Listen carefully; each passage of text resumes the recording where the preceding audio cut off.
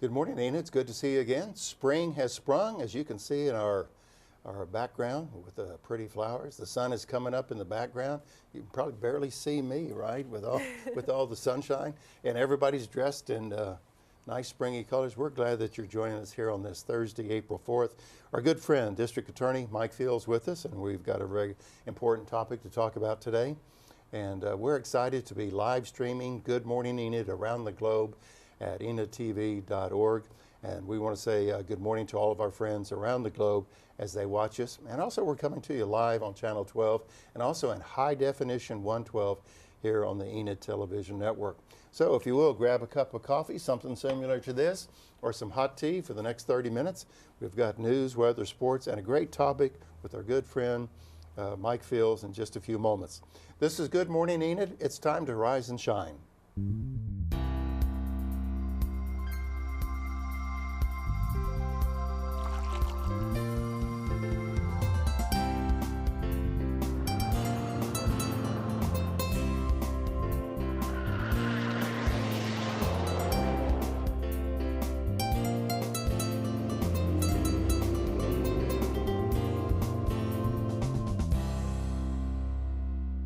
Good morning, Enid. Thank you so much for joining us on this spring morning. I don't know about you, but that storm last night kept me up. So let's take a look at that bus stop forecast. I think they call that rolling thunder. Yes, it was. It just kind of rolls across the sky. It was so loud. Yeah. It looks like today there is another chance of thunderstorms, so keep an eye out for that. It's currently sitting at around 51, so it's pretty warm this morning. Going to get up to a high of just under 70 degrees, low tonight of 47, but overall it looks pretty nice for temperature-wise, but the chance of thunderstorms is never fun. Kind of looks like the 1st of April type temperatures. Yes, definitely. We always have a big weekend plan. Everybody looks forward to the weekend, and the 3-day forecast looks something like this. Look at that, folks. Been a while. We've had 3 days in a row, 70 degrees, and the low 50s. So we're definitely moving into more of a spring, get away from the March temperatures. So I'm glad to see that. Mike, we're so glad that you're with us again. I forgot to tell you that you're part of our weather team as well.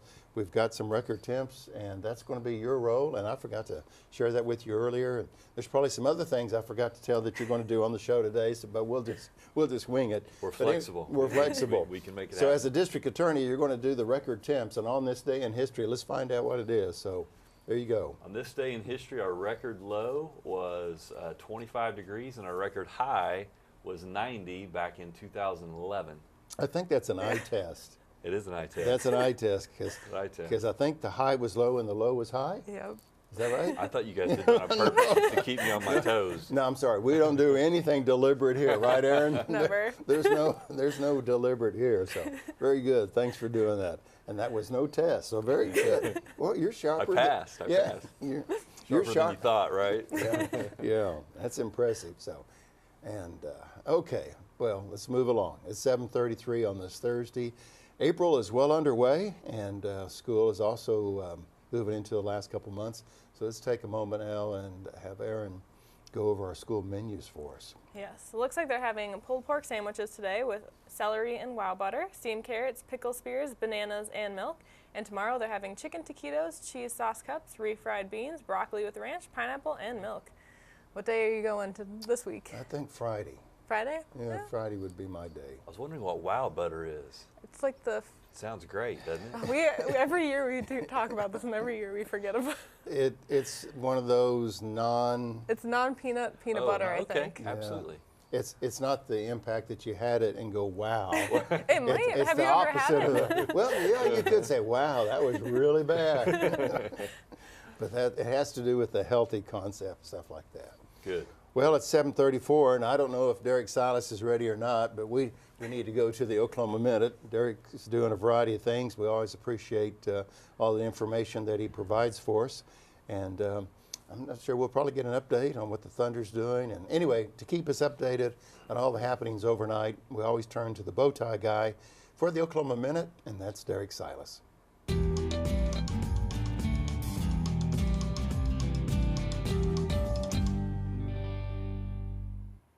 Oklahoma City Thunder is teaming up with Hogan Property Company, developer of Lower Bricktown, to build Thunder Alley, an entertainment and dining complex proposed for the former Interstate 40 right-of-way just south of Chesapeake Arena. If approved by the Urban Renewal Authority, the proposal calls for construction to start spring 2020 with an opening a year later. And Oklahoma City Thunder will go up against the Detroit Pistons tomorrow at 7 p.m. in Oklahoma City. You can watch it on Fox Sports Oklahoma. And the Oklahoma Flying Aces will have its first home game this weekend in Enid against the Wichita Force. Tickets can be purchased at stridebankcenter.com. And here's an interesting Enid fun fact. Groendyke Transport is the 7th largest tank truck carrier in the nation and specializes in the hauling of fuels, chemicals, and other hazardous materials. Free at last, free at last. Thank God Almighty, we're free at last, were famous words from civil rights leader Dr. Martin Luther King Jr. On this day in 1968, he was fatally shot while standing on the balcony of the Lorraine Motel in Memphis, Tennessee. The bullet struck him in the jaw and severed his spinal cord. He was 39 years old.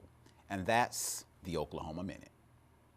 Thank you, Derek. 7:36. And I want to take a moment before we get to our cow segment here. Just want to say congratulations to my nephew, Jeff Haxton.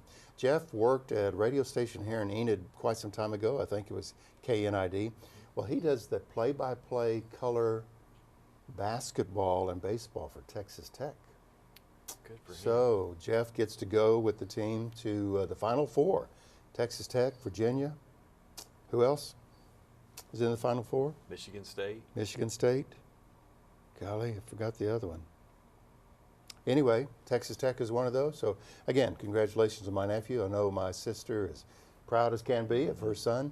And that's a big deal to call play-by-play in the Final Four. And so congratulations, Jeff. And again, his first role in broadcasting was here in Enid, Oklahoma. And now he's down in Lubbock. So congratulations to Jeff. Okay, if you have any photos that you want to send us, that's where you want to go, to gme@enid.org. All of our livestock are laying down, or some of them are laying down. They're waiting on the mail. And but that's where you can send a picture, and you can celebrate anniversaries, birthdays, things of this nature. And speaking of birthdays, I think, Mike, you got a birthday coming up? I do, in 2 days actually. Well, man, we'll get your picture back on there. Well, Aaron's going to have a birthday, I think, on the 13th. So we're not going to really have a show next week, live show. So we're going to speed up your birthday, Aaron, and say happy birthday to our co-host. That's a great picture. Hope she doesn't break that jet that she's standing on, you know. Yeah. I didn't think you could do that on airplanes, but what do I know? But happy birthday to Aaron on April 13th. And you have a birthday in 2 days. Yeah, 2 days. Well, we'll find a picture and put you up there in just a few moments and say happy birthday. At my age, I'm less excited about birthdays than Erin is at her age. Yeah, I want to see you laying on a jet like that, Mike. Right. Can we do that? Okay, it's 7:38, and we need to find out what's happening, and we always turn to Erin for that. Thank you, Steve, and thanks for the birthday wish You're as well. There's a bunch of great events. Even though there is a chance of thunderstorms, it still is going to be a pretty warm weekend. So starting us off is the LGE Class 28 four-person golf scramble this Friday at the Pheasant Run Golf Course. Tee times are at 8:30 a.m. and 1:30 p.m. There's $100 per person or $300 for a team. There's going to be lunch served from 11 to 1 with your ticket price. It's provided by Pheasant Run Grill, and the proceeds are going to Leonardo's Adventure Quest. So if you're a big fan of golf, this is your event. After that, we have First Friday starting back this April. It's this Friday in downtown Enid at 6 p.m. There's going to be 30 different places you can go to shop and dine, vendors, and live music all through 6 to 9. Special events and sales at all the different places downtown, and you can check those out at the First Friday Enid Facebook page. And there's also the Chisholm School Foundation 5K Glow Run that Derek and I ran last year. It was so much fun. So definitely check that out if you're a fan of running, and First Friday is never a bad time. And our last event for this weekend is the Corvette Expo, the 27th Corvette Expo, this Saturday at the Chisholm Trail Expo Center, starting at 9 a.m. and running until 4 p.m. It's $5 for adults, $1 for kids, and free for military in uniform. It's the largest indoor Corvette show in Oklahoma, so that's pretty impressive for Enid here. And there is also a silent auction. So if you're a big fan of cars, here's another great event for you to go to, and that's what's happening. Car shows are always fun, and may show my age or whatever, but I just like cars and reminisce about the old cars, if you will. It's 7:39, and our special guest, District Attorney Mike Fields, is ready to go. We're going to show a little video clip in regard to some of the weather we've been having, but mainly clouds in the sky here as the wind comes sweeping down the plains in Oklahoma. We'll be right back after this.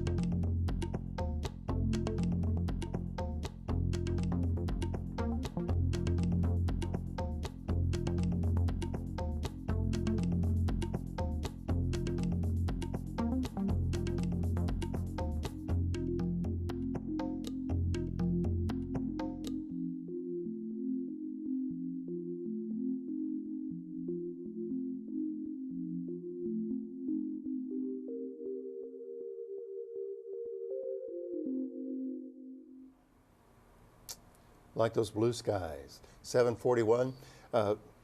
Mike Fields has been with us numerous times, and we always appreciate the relationship with the District Attorney's Office and the Enid Television Network.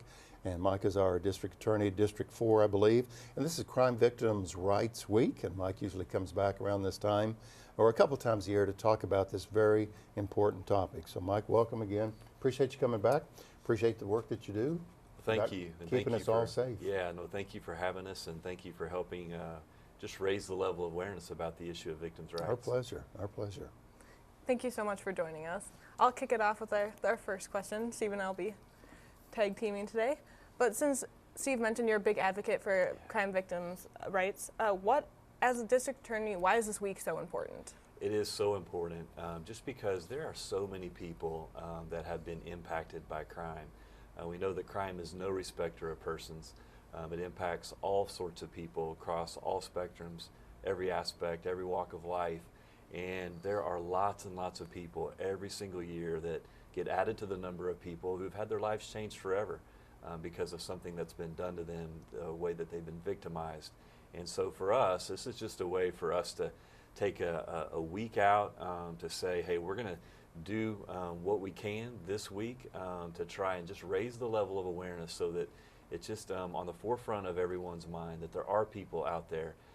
Many of them are hurting and that need a little bit of help or maybe just need an understanding ear.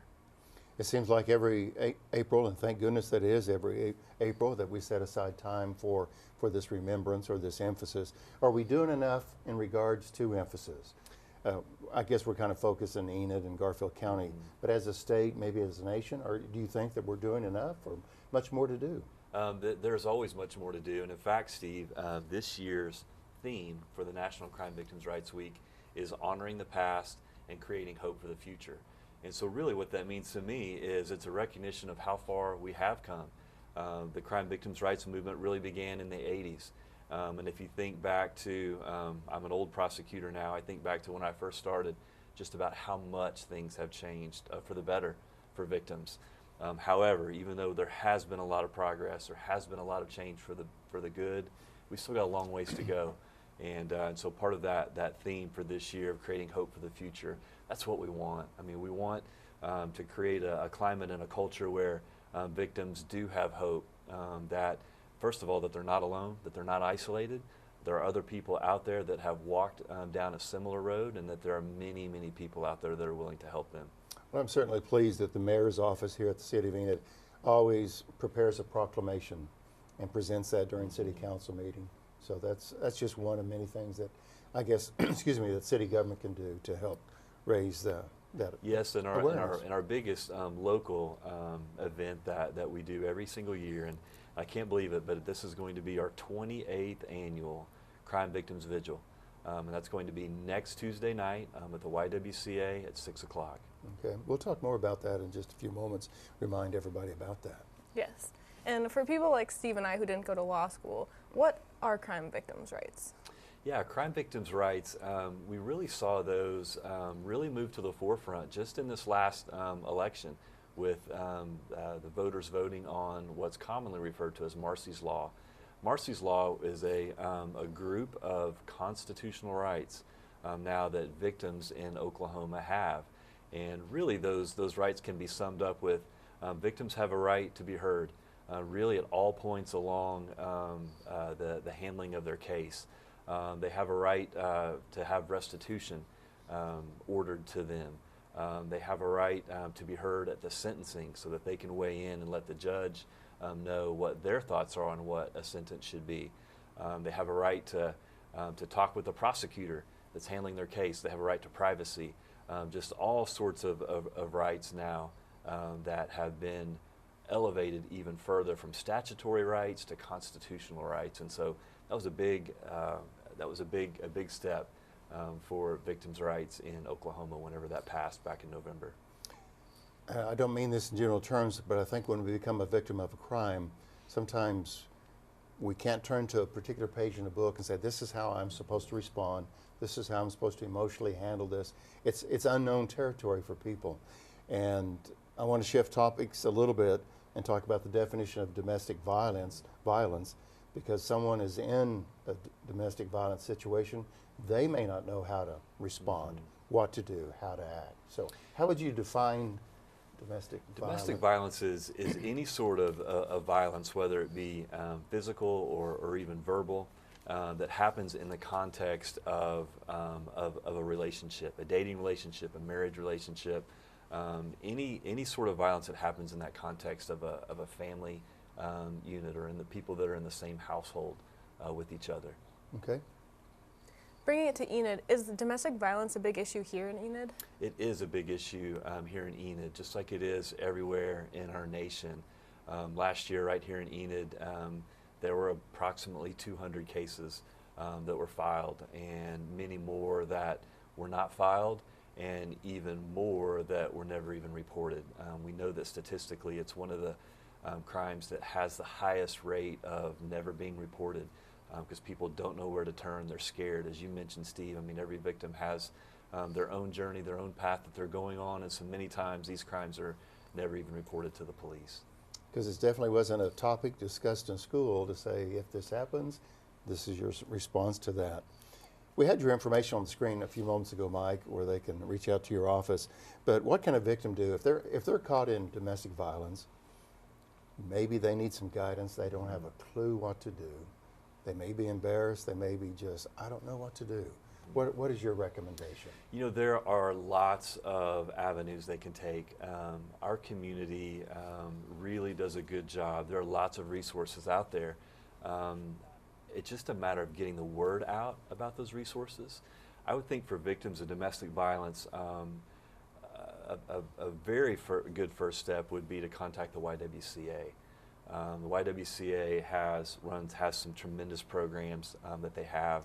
But you know, first and foremost, I think that victims need to know that they're not alone, and that the first step is just to simply raise their hand, reach out to a friend, someone that they trust, someone that they can confide in, and someone that can help carry that burden so that they're not walking that road all alone. Because like I said, the YWCA does a great job. They may be entitled to a protective order. Our office can help with that protective order process.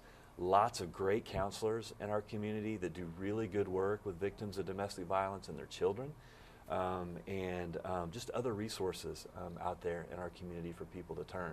But the first step is to hold up your hand and say, hey, you know what, I'm in a relationship that is not healthy for me and my children. That's really great advice.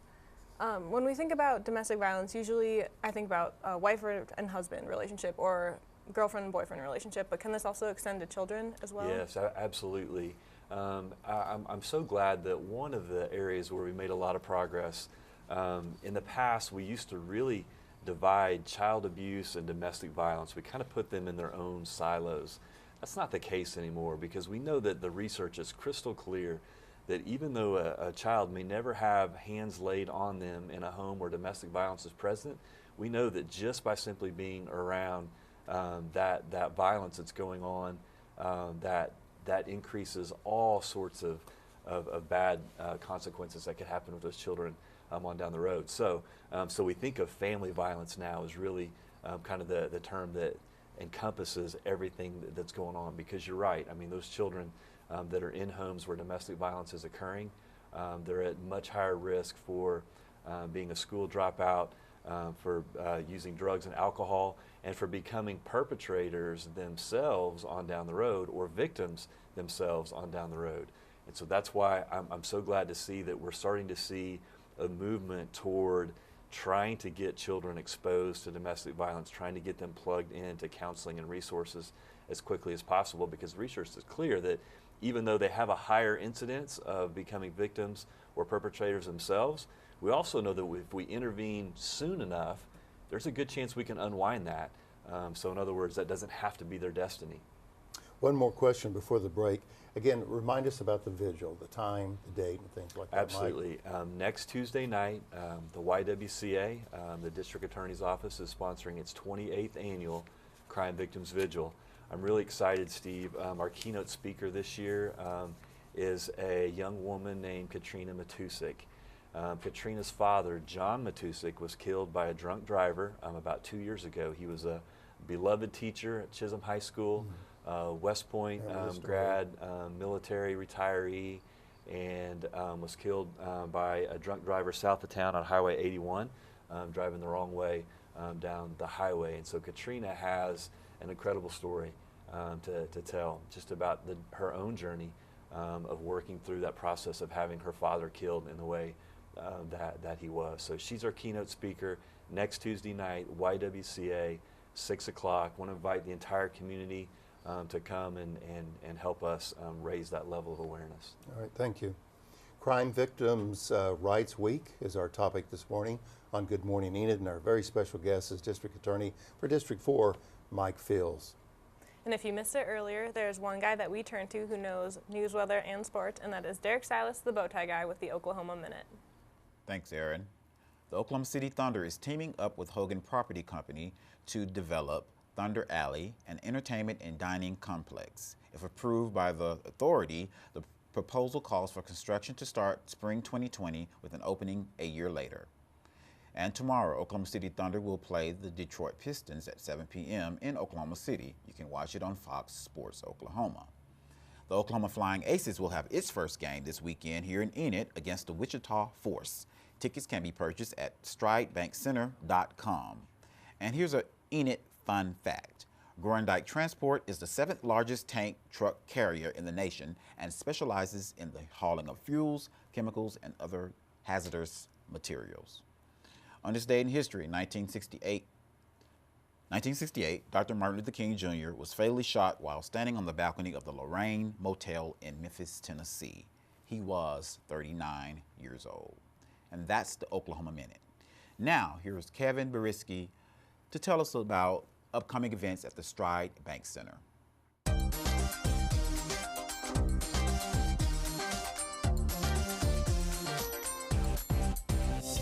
Well, we are outside the newly renamed Stride Bank Center, excited to tell you about everything that we have coming up here in April. I'm the general manager, Kevin Brisky, and we have just finished up an extremely busy March and getting ready for a really exciting April. It all starts this Saturday with the inaugural home game for the Oklahoma Flying Aces indoor football team. You're not going to want to miss this. It is action-packed. You are going to be right on top of the action, and tickets start at only $12. It's awesome, affordable family entertainment at only $12 a ticket. Tickets range between $12 and $40, and you are going to see some incredible action. Whether you're a football fan or not, you want to check this out. It's going to be a ton of fun, and you can come support Enid's local team. First time in a while we've had something like this, so you want to come out and check it out. That is this Saturday at 7 o'clock, the Oklahoma Flying Aces against the Wichita Force. You don't want to miss it. Then next weekend we have Land Run Beer Fest, 4th annual, another really exciting event. Tickets for that start at $35. It's always a ton of fun. There are going to be 26 different beer vendors here, more than we've ever had before. You don't want to miss that one. Right after that, April 25th, Sawyer Brown will be here. That's a Thursday night presented by Triangle Insurance. Going to be a really fun concert. Starts at 7 o'clock. Tickets start right at $25. So another very affordable event and a great entertaining group that's going to be here. Scooter Brown Band's going to open up for them as well, so you're not going to want to miss that here at the Stride Bank Center. And then we kick off May with another indoor football game. The Flying Aces will play on May 4th, and the Beach Boys will be here on Sunday, May 5th. And we're really excited to have the Beach Boys back in town. Tickets for that start at $50, and they will be here Sunday, May 5th. That's a 6 p.m. concert time start, but you're not going to want to miss it. They put on a great, fun show. You're going to know all the songs they sing, and you'll be able to sing along with them. So a lot of awesome things coming up here at the Stride Bank Center. For tickets, stridebankcenter.com, 855-6ENID, or just stop by and see us, second floor of Convention Hall here at the Stride Bank Center. A ton going on, and we didn't even talk about the new announcement we had. We Will Rock You, the Queen musical, coming here on October 20th. Tickets go on sale Friday. You don't want to miss that one either. For more information, stridebankcenter.com. Until next time, back to the studios with you, Steve. Thank you, Kevin. Great job, and great job with your team bringing all the entertainment acts to the big city of Enid. We appreciate that. It's 7:55 on this Thursday morning, and as you're preparing kids for school, let's see what they're going to face weather-wise.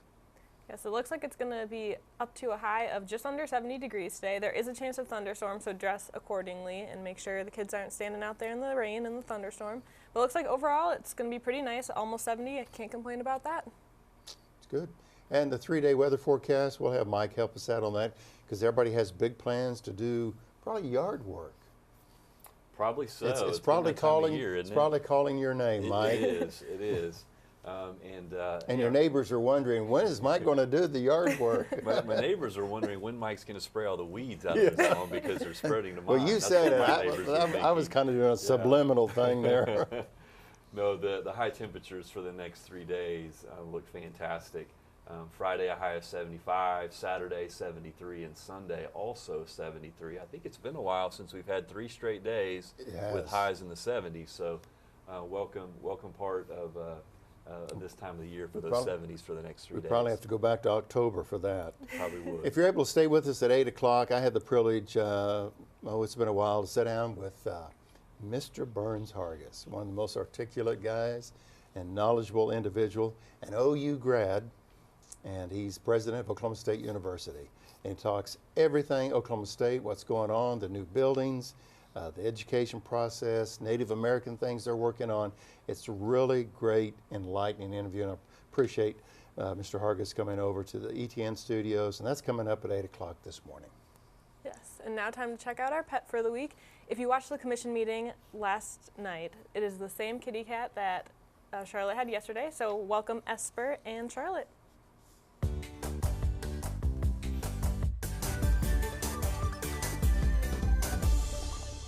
Hi, good morning. Today we have Esper. Esper is in pen 4, and he is a 3-month-old male domestic short hair.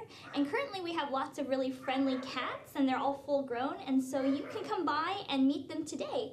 We want to remind everybody that our rabies vaccination clinic is going to be this Sunday, April 7th, from 12 to 5 at the Chisholm Trail Expo Center. So come by and get your updated rabies vaccination and city tag.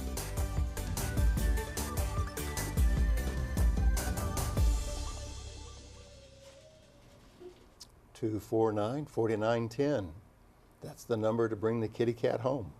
Can't imagine that cat being in there very long after that. That is the cutest cat I've ever seen. Mike, we got 40-some seconds, and Aaron's got one last question for you. Yes, a term that is often brought along with domestic violence is SARA. Could you tell us what SARA is? Sexual Assault Response Advocate. Volunteers at the YWCA, someone has been the victim of a sexual assault. The YWCA assigns that victim a SARA, a Sexual Assault Response Advocate, and helps usher them through that process. Really becomes a great advocate on their behalf. So if you're interested in a volunteer opportunity, that's a great one, YWCA. We got 10 seconds to remind us about the vigil next week. Next Tuesday night, 6 o'clock, the YWCA, the 28th Annual District Attorney's Crime Victims Vigil. Come join us. Very good. Mike Fields, always good seeing you. Thanks for being here. Thanks for being here as well. Thank you, Enid. Have a wonderful weekend. Enjoy the 70-degree weather and make it a great day.